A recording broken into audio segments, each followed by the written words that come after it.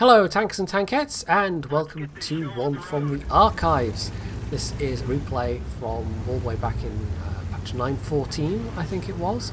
And as you can see, it's myself and Klingensberg there in a tier 9 platoon in a tier 10 game. But it's not bad matchmaking actually. About half of each team is tier 8s, and of the tier 10s on each side, well, the enemy team, it's an E75, an IS-7 and the Jaegeru that have any appreciable amount of armour.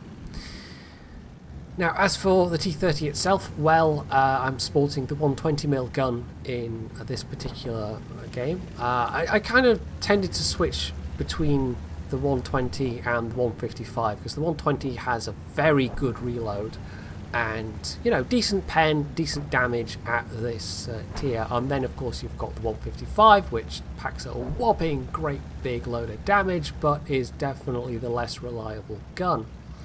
This replay is a little bit derpy in places, by the way. I did record it several times over, but it wasn't particularly happy, so yeah, it is the replay rather than the recording of the replay, if that makes any sense. So as you can see, myself and Klingensberg and this IS-4 going over to the 1-2-3 line. Initially I was going to go to the hill, but that's basically what the entire rest of the team has done. And as this is just a standard game, well, I figured, and I have a vague memory of playing this game, this is one of those ones that stands out to you. I think at the time I figured that we would do our best to buy time, and that, you know, there was always the chance that there wouldn't be that many enemy tanks here. And sometimes, and it's not very rewarding, but sometimes it is good team play to try and hold down a flank even if you know there's a chance you're going to be outnumbered. But for the moment it looks alright actually. We've got Jaeger and the IS-7, so they're both here. But there's every chance that we are kind of equally numbered on this flank, and that if we just hold them at bay, the big mass of tanks that are over on the 890 line will push round and inflict some serious hurt on the enemy. And that is, you know, the most strategically important area of this map, generally speaking. Having that high ground is quite important. So our team doing well there is a good thing, but they have to push round from that. They can't just hang around there and get bottled up. So we've exchanged a couple of tanks. There's not that much action over here so far. I'm just taking a peek. There's no artillery for me to worry about, so I can be fully hull down, and with Klingensberg and the IS-4 on either side, it's not like there's imminent danger of me being rushed. Somebody would have to be pretty silly to try and rush me down when there's this pair of strong heavy tanks. But then somebody does.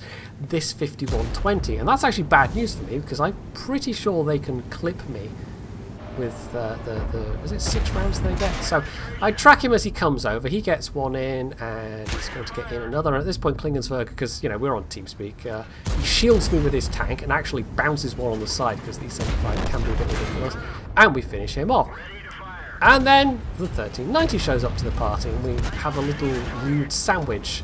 So, okay, then the E75 shows up, and now the IS-7's moving in, and it's all getting a little bit interesting.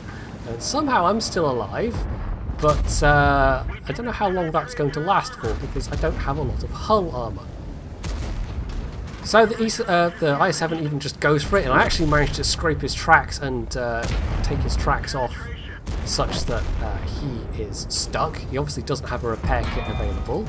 And now I'm face-hugging him, and this isn't a great position. He can still pen at this close range bits of my turret, but he actually pings one off the face of my turret, so he's now critically low health. I might even be able to one-shot him if I get lucky with RNG, but as it's going to turn out, no, not quite. It's a bit of a low roll.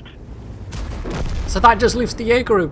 And meanwhile, our team has been pushing round. I mean, they've taken some casualties themselves. We also lost the IS-7 to the Jaegeru. And oh, hello! Yeah, that was a bit of a silly move past self, and a bit hilarious that I got away with it. But anyway, yeah, they pushed round, and we've pretty decisively won this one, and it's not even hit the 5-minute mark.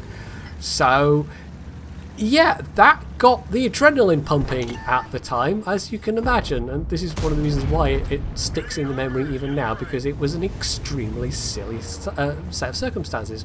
We got rushed at just a slow enough pace that we both have survived, and I've had some silly bounces, Klingensberg had some silly bounces, and now we're literally just down to this Jägeru who is all alone.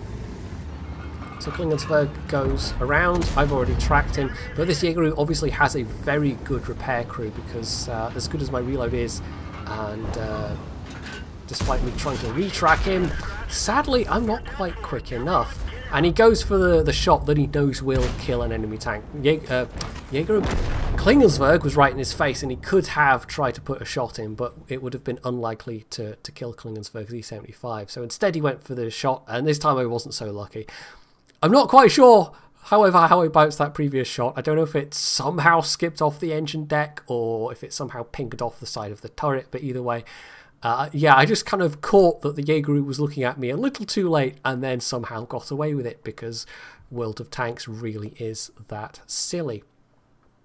So Klingensberg came out on top there with 3.7k damage. I had a pretty respectable 3k damage myself. The IS-4 didn't do quite so well, but the fact that they were there, I think, was important. They still had like another, what was that, 1200, 1300.